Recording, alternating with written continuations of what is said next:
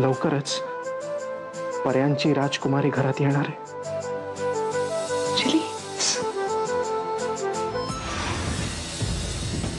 श्री, आजूबाजूला कोण आहे? तिचे डोहाळे जेवण आहे. खूप कौतुक होतंय तिचं. पद्मजा खूप गोड दिसते.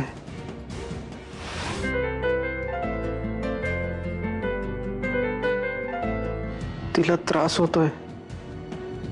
ती चक्कर येऊन पडली. डॉक्टरांना बोलवलं आम्ही. डॉक्टर तपासताय आणि माझ्याशी बोलताय. डॉक्टरच्या प्रत्येक शब्दाने च्या स्वप्नांना आग लागल्यासारखं होत आहे. मी पहिल्यांदा तिच्यावर ओरडलो. तुला पहिल्यापासून माहित होतं ना पद्मजा, तरी का सांगितलं नाहीस मला तू?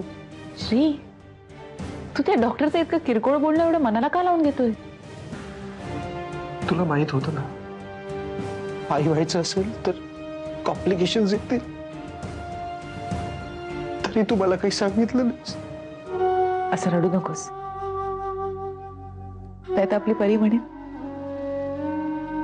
माझा बाबा असा कसा गीत सारखा रडतो. कोणी काही म्हणू दे, कोणी नको. श्री, शांत हो. तुला पद्मजाची काळजी घ्यायची आहे. तिच्यासाठी रोज गजरा आणायचाय. सुट्टीत तिला रोज फिरायला घेऊन जायचंय. श्री, तुला पद्मजाला हसलेलं बघायला आवडतं ना? मग तू तिला हसवलंस का? आणि मला सांग, पद्मजा सारखी गोड गोड बाहुली तुमच्या घरात आली का? प्लीज धीर सोडू नकोस. मी आहे. हा, धीर सोडू नकोस. पद्मजा, मला अजून एक प्रॉमिस हवं. हे बघ, तू मला एकट्याला सोडून जाणार नाही, कधीच नाही. मी असेल सतत तुझ्या सोबत. सतत. पद्मजा, मी आहे. पद्मजा, पद्मजा, पद्मजा.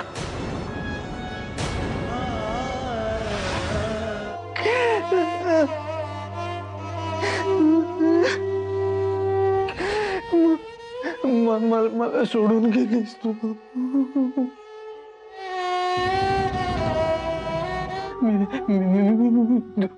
तुला नाही जाऊ दे.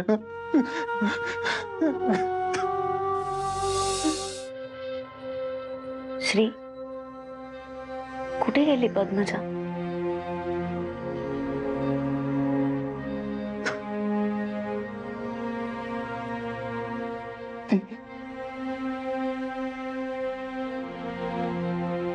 कायमची सोडून गेली मला.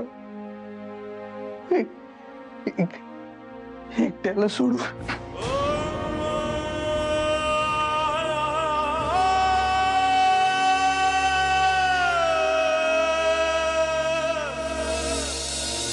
फुलासारखी नाही असणार. ती फुलासारखी नाही दिसणार. ती मला सोडून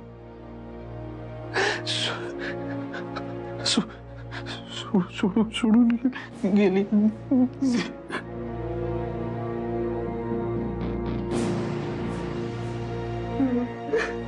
श्री, पद्मजा आता आपल्यात नाहीये.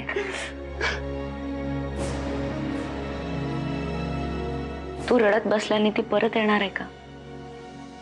मला सांग, किती दिवस झाले पद्मजा जाऊन?